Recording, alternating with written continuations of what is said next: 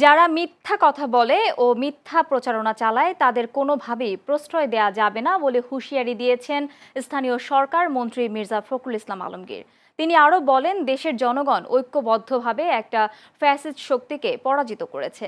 আজ বিকেলে ঠাকুরগাঁও সদর পৌর শহরে মির্জা রুহুল আমিন মিলনায়তনে ঘূর্ণিঝড় ও শিলাবৃষ্টিতে ক্ষতিগ্রস্ত পরিবারের পুনর্বাসন ও জেলা পরিষদের মাধ্যমে বিভিন্ন সামাজিক ও ধর্মীয় প্রতিষ্ঠানের উন্নয়নের জন্য ঢেউটিন, চেক ও বরাদ্দপত্র বিতরণ অনুষ্ঠানে তিনি এসব কথা বলেন। আপনারা কখনো যারা মিথ্যা কথা বলে, যারা মিথ্যা প্রচারণা করে তাদেরকে প্রশ্রয় দেবেন না। এরকম আজকে দুর্ভাগ্যজনকভাবে বাংলাদেশে একটা শ্রেণী সৃষ্টি হয়েছে যারা স্থিতিশীলতা নষ্ট করতে চায়। আমরা মানুষ জনগণের ঐক্যবদ্ধভাবে আমরা একটা ফ্যাসিস্ট শক্তিকে পরাজিত করেছি 5ই আগস্টে, তাই না? 17-18 বছর ধরে আমার দল আন্দোলন করেছে, জোট আন্দোলন করেছে, সবশেষে ছাত্র জনতা একসাথে আন্দোলন করেছে।